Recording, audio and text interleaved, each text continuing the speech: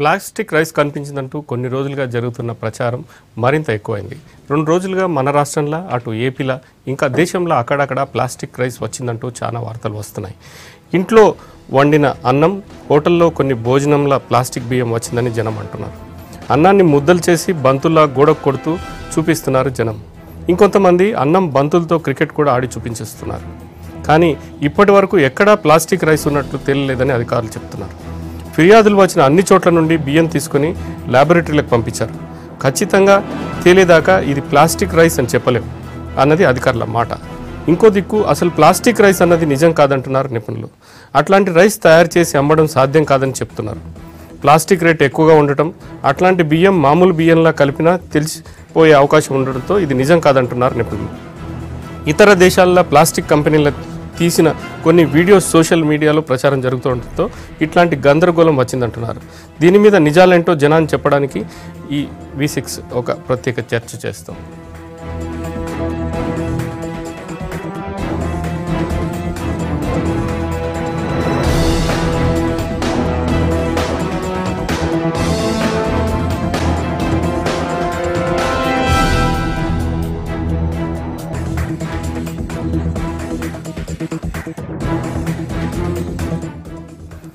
Plastic rice అమ్ముతున్నట్లు ప్రచారం జరుగుతుందన్నారు Hyderabad civil supply officer Rathod. అపోహలు నమ్మొద్దని సూచించారు. ఒకవేళ ఎక్కడైనా ప్లాస్టిక్ రైస్ అమ్మితే తమకు సమాచారం ఇవ్వాలంటున్నారు. ప్లాస్టిక్ రైస్ మీద మరిన్ని వివరాలు చెప్తున్న రాథోడ్తో మా ప్రతినిధి Sripathi Srinivas face to face. తినే బుక్కకు అనుమానించాల్సి వస్తుంది. హోటల్లో తిన్నా, ఇంట్లో తిన్నా ఇది ప్లాస్టిక్ బియ్యమా లేకుంటే ఒరిజినల్ రైసా అనేది భయపడాల్సి వస్తుంది. ఇంతకీ ప్లాస్టిక్ రైస్ తయారవుతుందా?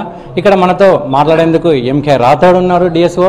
ఆయన అడుగుదాం. సార్, మరి నిజంగానే ప్లాస్టిక్ రైస్ తయారు చేస్తున్నారా, సప్లై చేస్తున్నారా? చెప్పండి సార్. మన దగ్గర అయితే సప్లై ఏం లేదండి. అది ఏదో అపోహ ఉంది ప్రజల్లో. ఒకవేళ ఎక్కడైనా ఉన్నా మేము ఇన్స్పెక్షన్ చేసి ఫుడ్ ఇన్స్పెక్టర్స్ వాళ్ళ ద్వారా మేము ఇన్స్పెక్ట్ చేసి మేము ల్యాబ్ టెస్ట్కి పంపిస్తామండి. Preventive medicine food department plus మేము జాయింట్ ఫోర్స్గా వెళ్ళి మేము తనిఖీ చేసి చెప్పగలుగుతాం. ఇంతవరకు అయితే మా దృష్టికి ఏమి రాలేదండి. సార్, ఇప్పుడు మన రాష్ట్రంలో ప్లాస్టిక్ రైస్ తయారు చేసే మిషనరీలు కానీ అట్లాంటి అవకాశం కానీ ఉందా? మన దగ్గర ఏం లేదండి. మన పండించే రైతు ఇది బియ్యం పండించే మనది. మనం ఇంకా ప్లాస్టిక్ తీసుకోవాలంటే కష్టమే కదా. మన దగ్గరే సర్ప్లస్ రైస్ ఉంటుంది. ఆ ప్లాస్టిక్ వాడాలంటే అది బయట నుంచి రావాలంటే త్రూ సీ రూట్ కస్టమ్స్ ద్వారా రావాలా. అంత కష్టపడి ఎవరు పెడతారండి? అయినా మనం ఎందుకంటే మన రైస్ బౌల్ ఆఫ్ ఇండియాలో మనం ఏపీ తెలంగాణ ఉన్నది కదా, మనకు అంత ఆస్కారం లేదు దానికి కలపడానికి. ఏదైనా ఒకవేళ దృష్టికి చేస్తే మనం ల్యాబ్ టెస్ట్ చేసి వాళ్ళ కఠిన చర్యలు తీసుకుంటామండి. సరే, ఈ ప్లాస్టిక్ రైస్ అనేది ఎట్లా గుర్తించేస్తారు? ప్లాస్టిక్ రైసా, మంచి రైస్ అనేది తేడా ఎట్లా గుర్తించేస్తారు? అంటే ఇప్పుడు మనం బౌల్లో వేసి మనం ప్లాస్టిక్ అయితే పైకి వచ్చేస్తుంది, పై తేలుతుంది. అది ఉన్న బియ్యం అయితే కిందికి వెళ్ళిపోతుంది. వీ కెన్ ఈజీలీ ఐడెంటిఫై మనం కలిపినప్పుడే. అంతే సార్. సార్, ఇప్పుడు ఈ ప్లాస్టిక్ రైస్ అనేది డైజెషన్ అవుతుందా, లేదంటే మామూలు రైస్ లాగా డైజెషన్ అవుతుందా, లేదంటే అరగకుండా ఉంటుందా? ఎట్లా ప్లాస్టిక్ అంత మెత్తగా ఉంటుంది? నోట్లోకి అసలు పోతుంది సార్? ఇది అసలు నోట్లోకి పోతుంది. అది ఈజీగా డిఫైన్ చేయొచ్చు. మనం జస్ట్ ఒక మెతుకు తినగానే మనం ఇంట్లో మన మార్కెట్లో పోయి కొనగానే మనం ఒక కిలో తీసుకొస్తాం శాంపుల్గా. అది వండిన తర్వాత మనం చూస్తాం, ఇది బాగుంటేనే తీసుకుంటాం. That is the consumer awareness. అన్ని మూటలుగా మనం తీసుకురాలేం కదా. ఫస్ట్ ఒక కిలో తీసుకొచ్చి బాగుంటే మాకు 25 కిలోలు 50 కిలోలు తీసుకొస్తాం మనం. అది ప్రజలు అవగాహన ఉండాలంటే వాళ్ళు ముందే చెక్ చేసుకొని తీసుకోవాలా. ఇంతవరకు మా దృష్టికి అయితే రాలేదు. ఈ మధ్య నిన్న మా ఏదో హాస్టల్లో వచ్చారు, కానీ అది మేము అక్కడ చూసినా అది మా దృష్టికి అయితే కనిపించలేదు ఇంతవరకు. అయినా మేము తనిఖీలు చేస్తూనే ఉన్నాం మా హైర్ అఫీషియల్స్ ప్రకారం, టాస్క్ ఫోర్స్ బట్టి.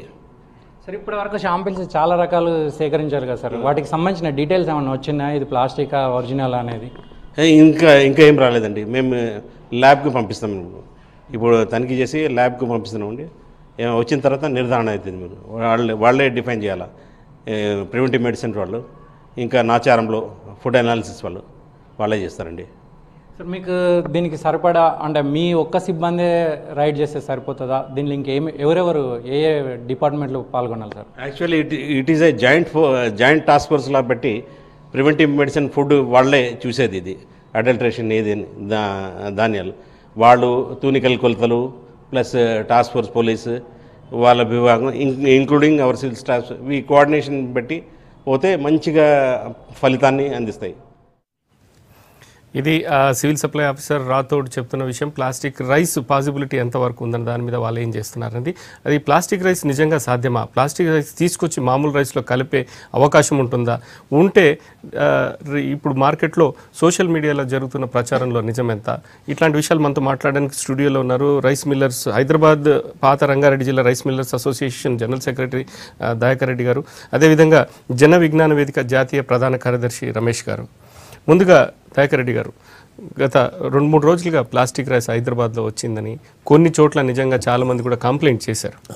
అంటే నిజంగా ఇప్పుడు అంటే ఈ రైస్లో ప్లాస్టిక్ రైస్ కలిపి చేసే అవకాశం ఉందా? చేస్తే మీ మిల్లుల నుంచే రావాల్సి ఉంటుంది. అసలు actual to be say frankly plastic rice అనేది కేవలం ఈ సోషల్ మీడియా సృష్టించిన సృష్టి అండి. ప్లాస్టిక్ రైస్ అనేది అసలు ఎక్కడ లేదు. ఇప్పుడు దాన్ని చూస్తామంటే ఒక్కొక్కసారి చాలా బాధ వేస్తూ ఉంది. ఎందుకంటే ఇవాళ టోటల్గా మన సౌత్ ఇండియా కాకుండా మొత్తం ఆల్మోస్ట్ ప్రపంచవ్యాప్తంగా రైస్ ఒక రిచ్ ఫుడ్, చాలామంది తినే ఫుడ్. అంటే దీన్ని చూస్తూ ఉంటే నాకు ఏమనిపిస్తుంది అంటే ఈ సోకాల్డ్ కేఎఫ్సీలు తర్వాత ఈ మెకనాల్డ్స్ వీళ్ళు ఉన్నారు కదా, వాళ్ళ వ్యాపారం పెంచుకోనికి ఏమన్నా మొత్తం టోటల్గా వీళ్ళు రైస్ తినకూడదు, ఇక మా బర్గర్లు పిజ్జాలు తిందామని చెప్పేసి వాళ్ళు ఏమన్నా ఇంటర్నేషనల్ పరంగా ఏమైనా ఇటువంటి కుట్ర జరుగుతూ ఉందని చెప్పి చాలా బాధ వేస్తూ ఉంది. ఎందుకంటే సింపుల్ లాజిక్, ఇవాళ మనం బియ్యం కొంటాం, ఇవాళ అసలు ఎవ్వరు కూడా ఒక 25 కిలోలు తీసుకెళ్ళిన తర్వాత అన్నం బాగా కాకపోతేనే మళ్ళీ షాప్ అని వాపస్ ఇచ్చేస్తారండి. ప్లాస్టిక్ సంగతి పక్కకు పెడదాం, అసలు అన్నం మెత్తగా అవుతేనే మళ్ళీ ఏం బియ్యం ఇచ్చావు, ఈ బియ్యం ఆ కక్కర్లో వాపస్ ఇచ్చేసి మళ్ళీ వేరే క్వాలిటీ ఎక్స్చేంజ్ చేసుకుంటున్న రోజులు ఇవి. ఇలా ఇంకోటి ఏమైందంటే సాఫిస్టికేటెడ్ మిల్స్, ఎందుకంటలాగా ఓన్లీ మామూలుగా హల్లర్ మిల్లు ఉండే, హల్లర్ మిల్లు ఉన్నప్పుడు దాంట్లో నూకు వచ్చేది, దాంట్లోనే తవుడు వచ్చేది, దాంట్లోనే రకరకాల నల్ల గింజలు మట్టి పిల్లలు వచ్చాయి, దాని తర్వాత బిన్ని మిల్స్ వచ్చాయి, దాని తర్వాత ఇవాళ టోటల్గా సట్టెక్స్ రైస్ మిల్స్ అండి. ఎట్లా అంటే మీకు 100% ఆ రైస్ని తీసుకొని డైరెక్ట్గా బౌల్లో వేసుకొని వండుకొని తిని వెళ్ళిపోవడం. ఒక్కడేనండి మీరు ప్లాస్టిక్ అంటే అసలు ఎట్లా తింటామంటే ప్లాస్టిక్ తినగలమా? ఇప్పుడు ఇదంతా ఏమవుతుందంటే ఒక అపోహ సృష్టిస్తున్నారు. ఎవరు సృష్టిస్తున్నారు, ఎక్కడ సృష్టిస్తున్నారంటే అది సివిల్ సప్లై మా సివి ఆనంద్ గారు ఇలా చాలా పవర్ఫుల్ ఆఫీసరు, ఆయన నిగ్గు తేల్చాల్సిన అవసరం ఎంత ఉంది. నేను ఇలా మార్నింగ్ ఎక్కడ టీవీలో చూసా, ఈవెన్ వెస్ట్ బెంగాల్ కూడా కొన్ని కంప్లైంట్లు వచ్చాయంట, ఛత్తీస్గఢ్లో కూడా కంప్లైంట్. అంటే ఏమైపోయిందంటే సోషల్ మీడియా మరి కావాలని రేపు పొద్దున మొత్తం టోటల్గా మన రైతాంగాన్ని మొత్తం ధాన్యం పండియకుండా చేసేసి మొత్తం ఇటువంటి చేసేసి మన భారతదేశం మీద కుట్ర చేస్తూ ఉన్నారన్నంత అనుమానం వేస్తూ ఉంది సార్. రమేష్ గారు, అంటే పాసిబిలిటీస్ అంటే ఒకవేళ ఉన్న కొన్ని చోట్ల వచ్చింది అన్న దాంట్లో ఎంతో కొంత నిజం లేనిది సోషల్ మీడియాలో 100% ఫేక్ అంటారా? లేకుంటే ఏదో ఒక జనాల్లో కొంచెం అపోహ సృష్టించో లేదా జనాల్లో ఒక ప్యానిక్ చేసేందుకు ఇట్లాంటి ఎక్కడన్నా చోట ప్లాస్టిక్ రైస్ తయారు చేసే ఒక ఉంది? నిజంగా ప్లాస్టిక్ రైస్ తయారు చేయొచ్చా? ప్లాస్టిక్ రైస్ తయారు చేయడం అనేది ఖచ్చితంగా వారు చెప్పినట్టు అది ఖచ్చితంగా సాధ్యం కాదండి. ఎందుకంటే రైస్ వండిన తర్వాత ఇంతకుముందు మనకి డిఎస్ఓ గారు చెప్పినట్టు ప్లాస్టిక్ యొక్క డెన్సిటీకి మన బియ్యం యొక్క డెన్సిటీ సాంద్రతలో తేడా ఉంటుంది. ఖచ్చితంగా ఒకటి నెల పైకి లేస్తే ఒకటి లోపలికి వెళ్తుంది తప్ప రెండు ఒకే దగ్గర ఉంది. తర్వాత ఉడకడం అనేది కనుక చూస్తే అసలు ప్లాస్టిక్ ఉడుకుతుందా, దాన్ని వాళ్ళు అన్నట్టు తినగలుగుతామా? కాబట్టి ప్లాస్టిక్ రైస్ అనేది తయారు కాలేదు. అంటే ఉడకడం గురించి మీరు మాట్లాడారు, అంటే నార్మల్గా మనం వండుకుంటున్న బియ్యం ఎంత డిగ్రీస్ టెంపరేచర్లో ఉడుకుతుంది? ఒకవేళ నిజంగా ప్లాస్టిక్ మెల్ట్ కావాలి అనుకుంటే దీంట్లో కలిసిపోవాలంటే అది ఎన్ని డిగ్రీ? అంటే మామూలుగా అయితే 100 డిగ్రీల సెల్సియస్లో మనం నీరు బాగా మరిగినప్పుడు అవుతుంటుంది.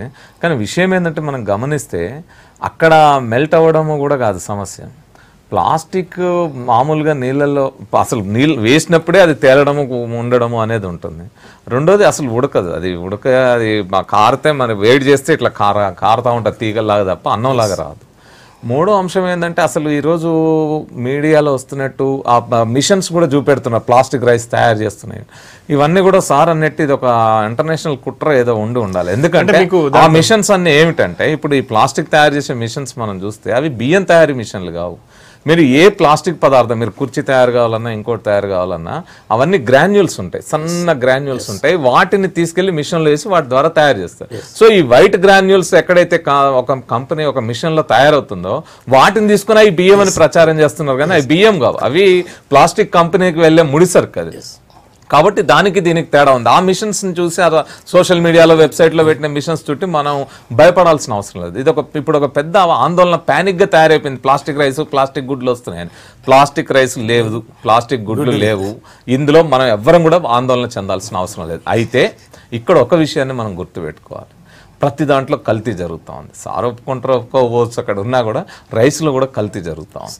ఈ కల్తీ వల్ల సమస్యలు వస్తూ ఉన్నాయి. ఈరోజు సివి ఆనంద్ గారి స్టేట్మెంట్ కనుక మనం చూస్తే, ఒకటి లేవు అని మనం చెప్పడంలో 2 అంశాలు. ఒకటి, ఆల్రెడీ ఇంత జిహెచ్ఎంసీ వాళ్ళు, ఫుడ్ అడల్టరేషన్ డిపార్ట్మెంట్ వాళ్ళు ఇలా కాంప్లైంట్స్ వచ్చిన బియ్యాన్ని ల్యాబ్కు పంపించారు, టెస్ట్ చేశారు, ఈ ప్లాస్టిక్ రైస్ కావని తేలింది. అయితే కొంత అది ఎట్లా జరుగుతుంది ఏంది వారు చెప్పాలి, కానీ వాస్తవంగా జరుగుతున్నది ఏంటంటే, దొడ్డు బియ్యాన్ని ఈ మధ్య పాలిష్ బాగా కొట్టి వాటిని సన్న బియ్యం లాగా తయారు చేసి కొద్దిగా పౌడర్స్ అవి కలిపి అమ్ముతున్న పరిస్థితి. అలాంటివి తింటే కడుపు నొప్పులు ఇవాళ కూడా వచ్చే అవకాశం ఉంది. సో అంటే దొడ్డు బియ్యాన్ని తెచ్చి సన్న బియ్యంగా మార్చి అమ్ముతున్న కల్తీ చాలా చోట్ల జరుగుతుంది. ఆ జరుగుతున్న అంశాలని ఖచ్చితంగా గుర్తించాలి. ఆహార పదార్థాల్లో కల్తీ అనేది చాలా ప్రమాదకరమైన అంశం. కాబట్టి ఆ కల్తీ మీద చర్చ జరగాలి. దానికి జరగడానికి కల్తీ మీద మాట్లాడే ముందు ఒక్క నిమిషం దయాకర్ రెడ్డి గారు, అంటే చాలా చోట్ల విజువల్స్ లో చూపిస్తున్నారు, అన్నం చేసి దాన్ని ఒకవేళ కొడితే బౌన్స్ అవుతుంది. చాలా చోట్ల మనం విజువల్స్ లో సోషల్ మీడియాలో చూసాం. అంటే ఇప్పుడు ఒకవేళ రైస్ కి మీరు చాలా రైస్ అంటే రకరకాల రైస్ మిల్లింగ్ చేస్తుంటారు కదా, అట్లాంటి అవకాశం ఉంటుందా రైస్ లో, ఏదైనా ఒక క్వాలిటీ ఆఫ్ రైస్ లో? అంటే ఇన్ జనరల్ గా మనము చూస్తా ఉన్నాం, మన చిన్నతనంలో కూడా మనం ఏదైనా ఒక కవరు చేయాలంటే మనకు అందుబాటులో గమ్ము లేకపోతే ఏం చేసేవాళ్ళం, డైరెక్ట్గా ఇంట్లోకి వెళ్ళి వండిన అన్నం తీసుకొచ్చేసి మనం పేస్ట్ లాగా తయారు చేసి అతికిచ్చేవాళ్ళం. అలాగే ఇప్పుడంటే కుక్కర్లు వచ్చాయి, గంజి అంటే చాలామంది తెలియకపోవచ్చు, కానీ మామూలుగా మనము రైస్ అనేది ఉందో గంజిని ఆరబోస్తారు. ఆ గంజిని కూడా మీరు తీసి అంటించేసి పేపర్ స్టిక్ చేయండి, అంటుకుంటుంది. అంటే దాంట్లో ఏముంది, దాంట్లో కొద్ది అదేదో స్టార్చ్ అనేది గుణం ఉంది. ఆల్రెడీ దానికి ఒక ఇంటర్నేషనల్ మీకు నేను చూపిస్తాను, ఇంటర్నేషనల్ వాళ్ళే ఇచ్చారు. ఇది చూడండి, ఇది ఇంటర్నేషనల్ ఏదైతే ఉందో మీరు చూపించండి, ఇంటర్నేషనల్ ఏదో బాస్మతి ఎక్స్పోర్టర్స్ ఉందో వాళ్ళు దాంట్లో బియ్యంలో ఉన్న అంటే దాంట్లో ఉన్న గుణాలు ఏంటి, దానికి బౌన్సింగ్ అయ్యే అంటే ముద్ద కట్టుకునే అవకాశాలు ఉంటాయి ఎప్పుడైతే వండినప్పుడు, అవి ఆ రకమైన ఉంటుంది అని చెప్పేసి క్లియర్గా వీళ్ళు మొత్తం టోటల్ ఎవరు basmati export association of India వాళ్ళే టోటల్ కాదు వాళ్ళు ఇది ఇచ్చారు. అది ఇక్కడ ఏమవుతుందంటే మెయిన్ ఒకసారి టచ్ చేయండి దాన్ని. Okay, right sir, okay right. ఇప్పుడు దీంట్లో ఒకటండి, ఫస్ట్ ముఖ్యంగా ఏంటంటే నేను మీడియా ద్వారా కోరుకునేది ఒకటే, ఇవాళ జనాలకి చాలా వరకు ఏమైపోయిందంటే, ఇప్పుడు సార్ పెద్దవారు సారే అన్నారు, మళ్ళీ దొడ్డు రైస్ని సన్న రైస్గా మార్చున్నారు. వీళ్ళు కాదండి. ఎందుకంటే ఇక్కడ ఏమవుతుందంటే దొడ్డు రైస్ ఈజ్ డిఫరెంట్. అది 1010 వెరైటీ ఒకటి ఉంటుందండి, 1001 అని ఒక వెరైటీ. ఆ ప్యాడీని ఏం చేస్తామంటే మేము జనరల్గా ఇప్పుడు ఈ మధ్యలో అయితే స్టేట్ గవర్నమెంట్ ప్యాడీ మాకు ఇస్తూ ఉన్నాయి, సిఎంఆర్గా మళ్ళీ దాన్ని అంటే రైస్గా మార్చి వాళ్ళ పర్సెంటేజ్ ప్రకారం వాళ్ళకి ఇస్తూ ఉన్నాం. అదే రోజు మేము కూడా కొంత మిల్లేవిగా ఇస్తూ ఉంటాం. దట్ ఈస్ కాల్డ్ as దొడ్డు వెరైటీలు. ఆ దొడ్డు వెరైటీలు మీరు 2 సార్లు కదా 20 సార్లు మీరు పాలిష్ పెడితే గింజ ఇరిగిపోయి పిండి అవుతుంది, కానీ సన్నగా అయ్యే అవకాశాలు లేవండి. ఇప్పుడు ఏమైందంటే కొంతమంది అంటే కొద్ది అవగాహన కలుగుతుంది. ఇక్కడ సోనా మసూరిలో ఈ మధ్యలో ఏమైందంటే ఒక 10-12 వెరైటీస్ ఆఫ్ సోనా మసూరి వచ్చాయి. ఇవాళ నెల్లూరు సోనా ఉంది, వరంగల్ సోనా ఉంటుంది, నిజామాబాద్ 5204 ఒక వెరైటీ ఉంది. ఈ మధ్యలో ఆర్ఎన్ఆర్ అని చెప్పేసి తెలంగాణ సోనా అని చెప్పి గంగా అంటే ఇవన్నీ ఏం చేస్తున్నారంటే హైబ్రిడ్ కొత్తగా మనం హైబ్రిడ్ చేసేసి నేను చాలామంది రైతులు ఇస్తారు చాలా హ్యాపీగా ఉన్నారు. ఆర్ఎన్ఆర్ ఒక వెరైటీ వచ్చింది, తెలంగాణ సోనా అని పిలుస్తూ ఉన్నారు. ఎకరాకి 65 బస్తాల నుంచి 70 బస్తాలు వచ్చాయి. అంటే మనము శాస్త్రీయంగా ఇంప్రూవ్ కావడం తప్పదు. అటువంటి దాంట్లో కొన్ని ఏమైందంటే ఈ హైబ్రిడ్ వంగడాలు ఏదైతే ఉందో కుకింగ్ పరంగా కొద్దిగా రైస్ పరంగా తేడా వస్తుంది. ఇంకోటి సార్ అన్నారు అడల్ట్రేషన్ అని, ఒక చిన్న అడల్ట్రేషన్ మాత్రం రైస్లో ఉంటుందండి. అంటే కొంతమంది ఏం చేస్తారంటే ఫర్ ఎగ్జాంపుల్ మనం నవంబర్ సోనా మసూరి తీసుకుందాం. ఇవాళ నవంబర్ సోనా మసూరి మార్కెట్లో అంటే మా రైస్ మిల్లోనే ఆల్మోస్ట్ 38 రూపాయల నుంచి 40 రూపాయలు అమ్ముతున్నాం. వేరే మొన్న ఏప్రిల్లో వచ్చిన సోనా మసూరి అయితే ఉందో దాన్ని స్టీమ్ చేసేసి 32 రూపాయలు 30 రూపాయలు అమ్ముతున్నాం. కొంతమంది ఏంటంటే ఆ పాత దాంట్లో ఇవో 10 క్వింటాలు 15 క్వింటాలు కలుపుకొని అంటే రేటు గిట్టుబాటు కొరకు బార్గెనింగ్ చేస్తారు, నాకు 30 రూపాయలకే కావాలి 30 రూపాయలు అట్లా ఏమన్నా ఇస్తే ఉంటే అడల్ట్రేషన్ అంటే రైస్ టు రైసే, అంతేగాని దొడ్డు బియ్యం తీసుకొని సన్న బియ్యంలో కలపడము అటువంటి కూడా ఉండదండి. ఎందుకంటే ఇలా కన్స్యూమర్ చాలా తెలివి మీరిపోయాడు, ఆయన వండుకున్న తర్వాత అన్నం బాగా మళ్ళీ తీసుకొచ్చి వాళ్ళు చేస్తారు. నాకు అక్కర్లేదని ఒకసారి రమేష్ గారు, అంటే ఒకవేళ సైంటిఫిక్గా మన రైస్లో ప్రాపర్టీ ఉంటుందా, ఒకవేళ వేస్తే బౌన్స్ అయ్యేటందుకు, అంటే దాంట్లో ఉన్న పదార్థం శాతం స్టార్చ్ ఇట్లాంటి వాటిల్లో పర్టికులర్గా తను చెప్పిన దాంట్లో ఏంటంటే ఇండియన్ బాస్మతి ఎక్స్పోర్ట్ రైస్లో ఒక క్వాలిటీ ఆఫ్ బాస్మతి రైస్లో ఇలాంటి ప్రాపర్టీస్ ఉంటుంది. నార్మల్గా మనం ఇంట్లో వండుకునే బియ్యం కూడా ఎగిరే అవకాశం ఉంటుంది. అంటే వారు చెప్పినట్టు క్వాలిటీ ఆఫ్ బాస్మతి కాదు కదా ఇప్పుడు మనకు చూపెట్టిన వాళ్ళు, మేము కూడా ఇంట్లో చాలాసార్లు చేస్తాం. అన్నానికి ఆ లక్షణం ఉంటుంది. అంటే అన్నము కాస్త చల్లబడిన తర్వాత కొద్దిగా నీళ్లు తడిపి మనం ఇలా చేసి బాల్లాగా వాడచ్చు. అదే మనం గమనించాల్సింది ఏంటంటే వీళ్ళు అన్నాన్ని చేసిరు కానీ ప్లాస్టిక్ని అలా చేయగలుగుతారు. ప్లాస్టిక్ గ్రాన్యూల్స్ తీసుకొని వాటిని ముద్ద చేసి ఉడకబెట్టి ముద్ద చేసి బంతిలాగా తయారు చేయగలము. అది సాధ్యం కాదు, ఎందుకంటే ప్లాస్టిక్లో ఆ లక్షణం లేదు. కాబట్టి ఇది అన్నంతో అయితే తప్ప ప్లాస్టిక్ తోటి కాదు. ఆ టెస్ట్ దీనికి పనికిరాదు. ఖచ్చితంగా జరగాల్సింది ఏంటంటే ప్లాస్టిక్ రైస్ కనుక ఉంటే అది ల్యాబొరేటరీకి పంపించాలి, టెస్ట్ చేయాలి. అందువల్ల ఏ అనుమానం వచ్చినా మనకు వినియోగదారులు చేయాల్సిన, మన ప్రజలు చేయాల్సిన పని ఏంటంటే మన అన్నం వండిన అన్నంలో కనుక ఇట్లాంటి ప్లాస్టిక్ ఉందని అనుమానం వస్తే వెంటనే సివిల్ సప్లైస్ డిపార్ట్మెంట్కి కానీ జిహెచ్ఎంసీకి కానీ ఫుడ్ అల్టరేషన్ కంట్రోల్ డిపార్ట్మెంట్ ఉంటుంది వాళ్ళకి కానీ చెప్పి వీటిని వాళ్ళ ద్వారా లేదా preventive medicine institute of preventive medicine వాళ్ళకి కానీ పంపిస్తే అక్కడ వాళ్ళ ల్యాబొరేటరీలో అది టెస్ట్ చేస్తారు. టెస్ట్ చేసిన తర్వాత అది ప్లాస్టిక్ ఉందా లేదా అనేది తెలుస్తుంది. అయితే ప్లాస్టిక్ కలవడంలో ఈ మధ్య వచ్చిన దాంట్లో మనం గమనిస్తే ఏంటంటే సిరిసిల్లలో ఒక ఇట్లనే ప్లాస్టిక్ కలిసింది అని ప్లాస్టిక్ కోటింగ్ కనపడింది దాని మీద. అప్పుడు వాళ్ళు షాప్ కూడా రైస్ మిల్ షాప్ కూడా సీజ్ చేశారు. ఆ తర్వాత వాళ్ళు పంపితే అర్థమైంది ఏంటంటే వేడి, ఇది మన ప్లాస్టిక్ బస్తాలో బియ్యం తెస్తారు కాబట్టి ఈ వేడి బాగా ఉన్నప్పుడు అది కరిగి ఆ పైనుండే కవర్ కరిగి బియ్యానికి అతుక్కుందని. సో ఇలాంటి అపోహలు రావడానికి కారణం. అయితే ప్లాస్టిక్ బియ్యము కానీ ప్లాస్టిక్ ఎగ్స్ కానీ ఉండవు. అందులో మాత్రం మనం ఖచ్చితంగా ఎవరో మన దేశాన్ని తయారు చేసి పంపించేది. ముఖ్యంగా చైనా పంపిస్తుందని ఒక దుష్ప్రచారం బాగా చేస్తున్నారు. ఇంటర్నేషనల్గానే ఇంటర్నేషనల్ మీడియా చైనాకి వ్యతిరేకంగా ఉండే మీడియా ఆ రకంగా తయారు చేసి మనలో అపోహలు సృష్టిస్తూ ఉంది.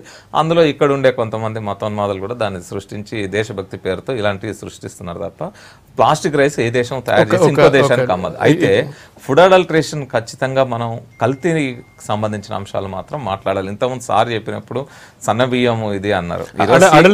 అడల్ట్రేషన్ విషయానికి వస్తే మీరు మిల్లర్గా వ్యాపారం చేస్తున్నారు. ఒకవేళ వ్యాపారవేత్త ఎవరైనా కూడా లాభం రావడానికి వ్యాపారం చేస్తారు, నష్టం రావడానికి. కానీ ప్లాస్టిక్ రైస్ అనుకుందాం, ఒకవేళ వచ్చింది మార్కెట్లో, ఇప్పుడున్న రేట్ ప్రకారం ప్లాస్టిక్ రైస్ కలిపితే అమ్మే వాళ్ళకు, ఎవరైనా కలిపి అమ్మే వాళ్ళకి, లేదంటే తయారు చేసి ఎక్కడి నుంచి తీసుకొచ్చి దాంట్లో కలపడానికి ఈ కాస్ట్ వేరియేషన్లో పాసిబిలిటీ ఉందా? అసలు ఎక్కడైనా అసలు అది ఇదంతా ప్లాస్టిక్ రైస్ అనేది లేదు. సరే ఫర్ ఎగ్జాంపుల్ ఉంది అనుకుందాం. ఎప్పుడు ఒకవేళ బియ్యం కాస్ట్ 100 రూపాయలు ఉండి ప్లాస్టిక్ కాస్ట్ 60 రూపాయల కిలో ఉంటే వాడు కక్కుర్తి పడ్డాడేమో, దీన్ని కలపడేమో అనుకుందాం. ఇలా ప్లాస్టిక్ ఈవెన్ హెచ్డిపి అయితే ఆల్మోస్ట్ 200 రూపాయలు 180 రూపాయలు మంచి క్వాలిటీ ఉంది. ఎల్డిపి లో డెన్సిటీ పాలిథిన్ కూడా ఆల్మోస్ట్ 80 రూపాయలు 70 రూపాయల కంటే తక్కువ ఎక్కడ కిలో లేదు. ఇలా number 1 quality Sona masoor rice మీకు 60 రూపాయలు 50 రూపాయలు 40 రూపాయలు దొరుకుతూ ఉంటే అది ఎట్లా కలుపుతారు? 60 రూపాయలు కొనుక్కొచ్చి 30 రూపాయలు 40 రూపాయలు కలుపుతారా? మరి సింపుల్ లాజిక్ ఆలోచించండి మీరు. ఇప్పుడు ఎవడైనా వ్యాపారం, ఓకే నేను వ్యాపారస్తున్నాం, లాభం సంపాదించాలా, తక్కువ రేటు తీసుకుపోయి ఎక్కువ రేట్లో కలుపుకుంటే మీరు అన్నట్టుగా అవును అబ్బాయి బియ్యం 100 రూపాయలు ఉంది, ప్లాస్టిక్ 60 రూపాయలు ఉంది కలుపుకున్నాను. అసలు ప్లాస్టికే 70 రూపాయలు 80 రూపాయలు ఉంది, రైస్ వచ్చేసి 30 రూపాయల నుంచి మొదలు పెడితే 45 రూపాయలు నెంబర్ 1 క్వాలిటీ ఉంది. ఎందుకు చేస్తారు అసలు? ఇదంతా లేదండి, ఓన్లీ సృష్టి. అంత మరి సోషల్ మీడియా ఎందుకు చేస్తున్నారో, లేకపోతే మొత్తం మన టోటల్ మన భారతదేశంలో ఉన్న జనాలు అన్నం తినకుండా చేసేసి, రైతులు పంటలు పండియకుండా చేసేసి, ఇటువంటి కుట్రల బండి ఏమైనా చేస్తారు. చాలా ఒకసారి చక్కర్లు పడతాం సోషల్ మీడియా. మరి ఈ మధ్యలో అయితే మరీ ఎక్కువైపోయింది. నేను ఒకటే అంటున్నాను, మీ మీడియా ద్వారా ఈ బౌన్సింగ్ ఇవన్నీ అంటున్నారు కదా, ప్రాక్టికల్గా మీరు మా ఫ్యాక్టరీకి రండి. మీ ముందట ధాన్యాన్ని మేము మిల్లింగ్ చేస్తాం. దాంట్లో 3 రకాలు ఉంటాయండి. ఇవాళ రైస్ ఏమైందంటే కొత్త ధాన్యం అయితే స్టీమ్ రైస్ చేస్తామండి, ఎందుకంటే అన్నం కుకింగ్ మంచిగా కావాలని చెప్పి. పాత ధాన్యం అయితే రా రైస్ చేస్తాం. మామూలుగా ఇంకా మీకు కావాలంటే సిల్క్ రైస్ కూడా చేస్తాం. ఇప్పుడు మీరు చూస్తున్నా ఇట్లా అంటుకుంటుంది, ఏదో చూపిస్తున్నారు చూసారా? అది ఏమైందంటే ఇవాళ జనాలకు ఏమైందండి, బియ్యం ఇట్లా మెరవాలా, చాలా నీట్గా ఉండాలా, ఒక్క బ్రోకన్ రైస్ ఉండద్దు, ఇలా వాళ్ళు అడుగుతున్నారు. కాబట్టి మేమేం చేస్తున్నాము, కొద్దిగా లైట్గా సిల్క్ పాలిష్ చేసేసి టోటల్ 100% బ్రోకన్ రైస్ తీసేసి 0 బ్రోకన్ డైరెక్ట్గా మీరు కుకింగ్ క్వాలిటీ మీకు ఇస్తూ ఉన్నాం. అది కాకుండా ఇవాళ మీకు బ్రౌన్ రైస్ ఉంది, ఒకవేళ ఏమైనా డౌట్ వచ్చింది అనుకుందాం, ఫర్ ఎగ్జాంపుల్ ప్లాస్టిక్ రైస్ ఉంది, బ్రౌన్ రైస్ అదైతే మొత్తం టోటల్గా బ్రౌన్ ఉంటుంది, మొత్తం గింజ మీరు టోటల్గా ఉంటుంది. దాన్ని కూడా మీరు చూడండి, అన్నానికి టోటల్ దాంట్లో ఉండే స్టార్చ్కి ఆ గుణం ఉందండి. నేను అందుకేమంటున్నా, మనకు క్లారిటీ చేయాల్సిన అవసరం ఉంది. కాబట్టి దయచేసి మీరు ఒకరోజు మా ఫ్యాక్టరీ దగ్గర రండి. డైరెక్ట్గా మీ ముందరే మొత్తం టోటల్గా ప్యాడ్ చేస్తాం, బియ్యం తయారు చేస్తాం. ఆ బియ్యం అక్కడే అన్నం వండుతాం. అన్నం వండిన తర్వాత సార్ చెప్పిన తర్వాత కొద్దిగా చల్లబడిన తర్వాత మనం కూడా దాన్ని బాల్లాగా తయారు చేసి మీకు చూపిస్తాం. సేమ్ రిజల్ట్ వస్తారు కదా, చూడండి మీరు. రమేష్ గారు, అంటే అడల్ట్రేషన్ అనేది చాలా పెద్ద విషయం, దాని గురించి మాట్లాడదాం. అడల్ట్రేషన్ అనేది ఒక రోజులో సాధ్యమయ్యేది కాదు. కేవలంలో ఇప్పుడు అనుకుంటున్న దాంట్లో బియ్యంలో కాకుండా ప్రతి దాంట్లోనే అడల్ట్రేషన్ జరుగుతుంది. కానీ ఇవాళ సోషల్ మీడియాలో గత 2-3 రోజులుగా విపరీతంగా ప్రచారం జరుగుతుంది. అంటే ఇది అంటే ఏదో నాకు వచ్చింది కాబట్టి నేను ట్రాన్స్ఫర్ చేస్తున్నాను, ఇంకోరేదో చూస్తున్నారన్న సర్క్యులేట్ అవుతుందా, లేదంటే ఒక పానిక్ క్రియేట్ చేయాలి అన్న ఉద్దేశంతో చేస్తున్నట్టుగా కనబడుతుందా? ఇది పానిక్ క్రియేట్ చేయాలనే ఉద్దేశంతో కనపడుతుంది. ఒకటి, వారు అన్నట్టు అన్నానికి మానేసి పిజ్జాలు బర్గర్లకు వెళ్ళాలి అని మల్టీనేషనల్ కంపెనీల ఆలోచన అయ్యి ఉండొచ్చు. రెండోది, చైనా బియ్యం అనే పేరుతోటి చైనా బియ్యం వస్తే, ఏ దేశం నుంచి అయినా బియ్యం వస్తే అనేక రకాల కస్టమ్స్ అన్ని చూసుకొని వస్తాయి. ఈ పాటి కేసు పెట్టబడి ఉండేది, వాటి ప్రూవ్ అయ్యి ఉంటే ల్యాబొరేటరీలో ప్రూవ్ చేసి ఓపెన్గా అనౌన్స్ చేసి ఉండేవాళ్ళు ఇట్లాంటి బియ్యం వస్తుందని. అది ఎక్కడా రాలేదు. కాబట్టి ఇది క్రియేట్ చేసి పెద్ద ఎత్తున దీన్ని ప్రచారం చేస్తున్నారు. ఎందుకు మనం ఇది అనుకుంటున్నామంటే, అక్కడ గ్రాన్యూల్స్ తయారు చేసే మిషన్ తీసుకొచ్చి బియ్యం తయారీ మిషన్ కింద చూపెట్టడం అనేది ఇదే ఏదో వచ్చిందాన్ని ఫార్వర్డ్ చేసినట్టు కాదు. వచ్చిందాన్ని ఫార్వర్డ్ చేయడం చాలా మంది అమాయకంగా తెలియక చేస్తున్నారు. కానీ ఫస్ట్ క్రియేట్ చేసిన వాళ్ళు ఆలోచనతోటే క్రియేట్ చేసి ఈ రకమైన ప్రచారం చేస్తున్నారు. కాబట్టి దాన్ని మనం ఖచ్చితంగా అర్థం చేసుకోవాలి. ఇక్కడ ప్లాస్టిక్ రైస్ కానీ ప్లాస్టిక్ ఇవి కానీ ఉండవు అనేది, ఎగ్స్ కానీ ఉండవు అనేది మనందరం గుర్తుపెట్టుకోవాలి. దానికోసం మనం ప్యానిక్ కావాల్సిన అవసరం లేదు, ఆందోళన చెందాల్సిన అవసరం లేదు. ఫుడ్లో మాట్లాడితే రైస్లో ఏదైనా అడల్టరేషన్ ఉంటే దాని గురించి ఏదైనా సరే, ప్లాస్టిక్ ఉందని అనుమానం ఉన్నా కూడా వెంటనే మనం ల్యాబ్కి పంపించి టెస్ట్ చేయించుకోవాలి. అయితే అడల్టరేషన్ గురించి నేను చెప్పింది ఏంటంటే, ఈ రకమైన అనుమానాలు ఆ బియ్యం చూసినప్పుడు తేడాలు రావడం లేదా కడుపు నొప్పి రావడం ఈ కొన్ని నడిచిన ఏదైతుందో వాటిలో తేడాలు ఎందుకు వచ్చినాయి అంటే అడల్టరేషన్ గురించి అక్కడ మాట్లాడాల్సి వచ్చింది. ఎందుకంటే ఈరోజు సివి ఆనంద్ గారు, మన కమిషనర్ సివిల్ సప్లైస్, వారు ఒక స్టేట్మెంట్ కూడా ఇచ్చారు. అంటే ఇలాంటి లావు రకం బియ్యాన్ని పాలిష్ చేసి సన్నాలుగా విక్రయిస్తున్నారన్న ఆరోపణల నేపథ్యంలో తమ శాఖ అధికారులను అప్రమత్తం చేసినట్టు తెలిపారు. అంటే అది అక్కడ దాకా కూడా వెళ్ళింది. లావు బియ్యాన్ని అంటే దొడ్డు బియ్యాన్ని సన్న బియ్యంగా మార్చి అమ్మడం అనేది ఇదొకటి. రెండోది, మనకుండే లక్షణం, అసలు ఒక లక్షణం ఏంటంటే, ఈ ప్రధానమైన సార్ ఇంతకుముందు అన్నట్టు తెల్ల బియ్యము, బాగా మెరిసే బియ్యము, అది కొనుక్కొని ఎంత ఖర్చు ఎక్కువ ఉండే బియ్యము అది కొనుక్కొని తింటే ఆరోగ్యం అని. ఈరోజు ఆరోగ్య నిపుణులు అందరూ చెప్పేది ఏంటంటే, ఖచ్చితంగా దంపుడు బియ్యం ఆరోగ్యానికి చాలా మంచిదని చెప్తున్నారు. అందులో మనకు కావాల్సిన పోషకాలు ఉంటాయని చెప్తున్నారు. కాబట్టి దంపుడు బియ్యం వాడాల్సిన పరిస్థితుల్లో ఈ పాలిష్డ్ రైస్ వాడాల్సిన అవసరం. ఒకటి మాత్రం ఖచ్చితంగా గుర్తుపెట్టుకోవాలి, మెరిసేదంతా బంగారం కాదు. ముఖ్యంగా ఆహార పదార్థాల్లో ఎంత మెరుపు ఉంటే అది మనకు అనారోగ్య కారకం అనేది గుర్తుపెట్టాలి. పొలంలో పండిన పంట ఎప్పుడు కూడా, అది బియ్యమైనా పప్పులైనా ఏదైనా కూడా అది రా మెటీరియల్ ఉంటుంది. కాబట్టి దాంట్లో మెరుపులు ఉండవు అంటే బయట నుంచి మనం చాలా యాడ్ చేస్తున్నాం, కెమికల్ కానీ ఇంకోటి కానీ యాడ్ చేస్తున్నాం. కాబట్టి మెరుపుల్ని చూసి మనం భ్రమపడి వాటి ఎమ్మటి పరిగెత్తాల్సి. ఇంకొకటి ప్రధానంగా చర్చ జరుగుతుంది, మీరు కొంచెం మాట్లాడి వదిలేశారు. ప్లాస్టిక్ ఎగ్స్ కూడా వచ్చినాయి అంటున్నారు. అంటే నిజంగా ఎగ్ని ప్లాస్టిక్ రూపంలో తయారు చేయొచ్చు అందులో? అంటే సేమ్ సిస్టమ్, ఎగ్లో మళ్ళా లోపల పచ్చ సొన ఉండాలి, తెల్ల సొన ఉండాలి, ఇదంతా సాధ్యమే కాదు. ప్లాస్టిక్ తీసుకెళ్తారండి, మరి ఆమ్లెట్ చేస్తామా లేకపోతే మరి బాయిల్ చేస్తామా, బాయిల్ చేసి అవన్నీ తప్ప అసలు ప్లాస్టిక్ ఎగ్స్ ఏందండి మరి విచిత్రం. ఆ తర్వాత స్నోప్స్ వెబ్సైట్ వీటిని గురించి బయట పెట్టింది. అంటే ప్లాస్టిక్ రైస్ అనేది ఎట్లా, అది గ్రాన్యూల్స్ని తయారు చేసే మిషన్ని చూపెట్టి ఎట్లా చూపెడుతున్నారు దీన్ని అనేది. అట్లాగే ఒకసారి చైనా నుంచి వస్తున్న బియ్యంలో ఇలాంటిది ఉంది అని ఒక అపోహ వచ్చినప్పుడు ఆ బియ్యాన్ని కూడా నైజీరియాలో ఒక ల్యాబొరేటరీకి టెస్ట్కి పంపించారు. సో ఆ టెస్ట్ చేసిన తర్వాత అది ప్లాస్టిక్ కాదు అనేది తేలింది. కాకపోతే అందులో ఒక రకమైన బ్యాక్టీరియా ఉండి కొద్దిగా కుళ్ళి అట్లా ఏదో అయింది అనేది వచ్చింది. అంటే గోడౌన్స్లో మన దగ్గర కూడా ఎఫ్సీఐ గోడౌన్స్లో జరుగుతుంటుంది, ఆ రకమైన తప్ప ఇది ప్లాస్టిక్ కాదనేది తేలింది. అట్లాగే మనం కనుక గమనిస్తే ఇలాంటిది ఏదున్నా కూడా నిజంగానే ప్లాస్టిక్ గుడ్డు ఉంటే ఆ గుడ్డు కొట్టి వండి తినే పరిస్థితి వస్తుందా అండి? ప్లాస్టిక్ని వేడి చేయడం, మరగబెట్టడం ఇది సాధ్యమయ్యే పని, ఒక ఆమ్లెట్ వేసుకోవడం. కాబట్టి అంటే ప్యానిక్ ఇలాంటివి కావాలని ఇంటర్నేషనల్గానే ఇది ఒక ప్రచారం చేసే ఒక కుట్రలో భాగంగా ఇలాంటివి జరుగుతూ ఉంది.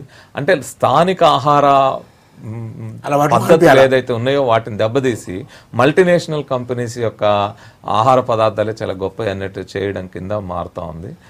ఇలాంటి వాటన్నిటిని ఆ రకంగా మనం చూడాలి. ఒకటి మాత్రం ప్రజలందరూ గుర్తుపెట్టుకోవాల్సింది, మీకు ఏ ఆహార పదార్థం మీద అనుమానం వచ్చినా, ఆహారంలో కల్తీ ఖచ్చితంగా జరుగుతుంది. జరగట్లేదని సార్ అన్నంత మాత్రం నేనేం ఒప్పుకోను, ఎందుకంటే ఆయన రైస్ మిల్లర్స్ అసోసియేషన్ అధ్యక్షుడిగా అది చెప్పాల్సిందే. కానీ ఆహారంలో కల్తీ జరుగుతూ ఉంది.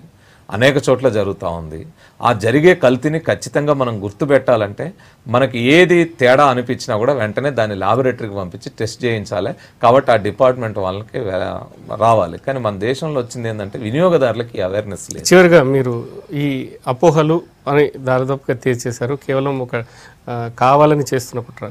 ఇప్పుడు వాళ్ళ వినియోగదారులకి మీరు చెప్తున్న సలహా ఏంటి? వినియోగదారులకి ఖచ్చితమైన ఒక అవగాహన ఉండాలి. ఏంటంటే మనకు ఇలాంటి కల్తీలు అన్ని చోట్ల జరిగే అవకాశం ఉంది. అల్లం వెల్లులో జరిగింది, ఒక బియ్యం ఏంటి, అనేక చోట్ల జరుగుతుంది. కాబట్టి ఏది మనకి తేడా, రుచిలో తేడా అనిపించినా, వంటలో తేడా అనిపించినా, ఏ తేడా అనిపించినా వెంటనే వాటిని మనము ఈ ఫుడ్ అడల్ట్రేషన్ కంట్రోల్ డిపార్ట్మెంట్ ఉంటుంది, ఆహార కల్తీ నియంత్రణ డిపార్ట్మెంట్ ఉంటుంది జిహెచ్ఎంసీలో, అట్లాగే సివిల్ సప్లైస్ డిపార్ట్మెంట్ ఉంటుంది.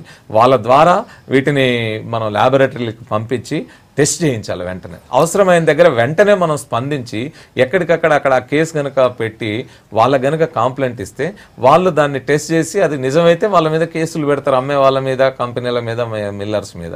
కాబట్టి ఆ రకంగా వెళ్ళడం వల్ల ఉపయోగం ఉంటుంది తప్ప బాళ్ళు తయారు చేసి బాళ్ళు కొట్టేస్తే అది ప్లాస్టిక్ రైస్ అయిపోదు.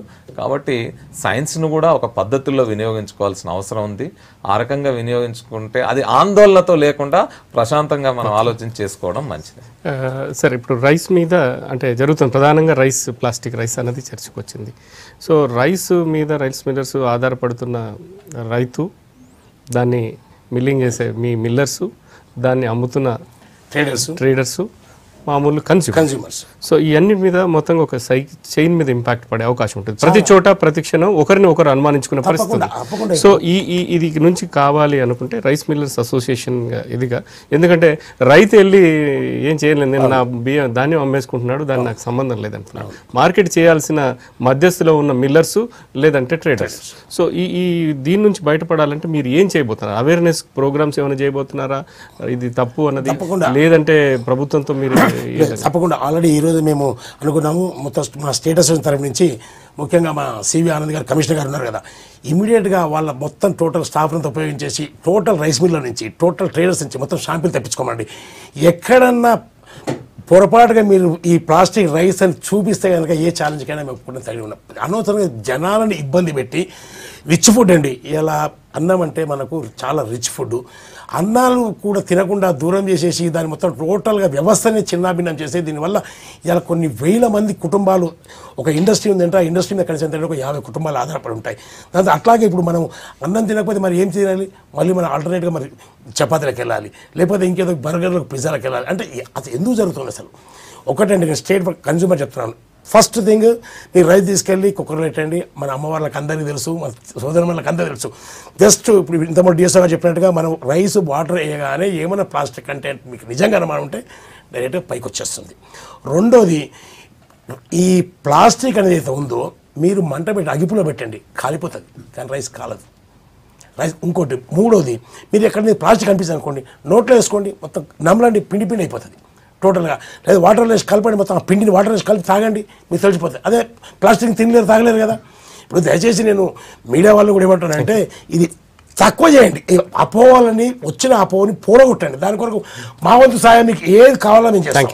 థ్యాంక్ యూ అండి గారు, థ్యాంక్ యూ అండి రమేష్ గారు, థ్యాంక్ యూ. ప్రస్తుతం చెప్తున్న నిపుణులు, అదేవిధంగా వ్యాపార రంగం నుంచి జన విజ్ఞానం వేదిక చెప్తున్నది ఏంటంటే, మొత్తానికి ప్లాస్టిక్ రైసు మార్కెట్లోకి రావడం అన్నది కేవలం అపోహ, అట్లాంటి అవకాశాలు లేవు, ఎలాంటి అపోహలు కూడా వద్దు, వచ్చే వీలు కూడా లేదంటున్నారు. కేవలం ఒక జనాల్ని కొంత గందరగోళానికి గురి చేయడం కోసం సోషల్ మీడియాలో కొంచెం ప్రచారం జరుగుతుంది. దీని నుంచి బయటికి రావాల్సిన అవసరం ఉంది. ఒకవేళ అనుమానం వస్తే ఇమీడియట్గా మీకు కావాల్సింది చెక్ చేసుకునేందుకు మీరు కొన్ని టెక్నిక్స్ ఉన్నాయి, వాటిని పాటించాల్సి వచ్చింది. ఇది 1 PM special debate. Keep watching V6 news as it is.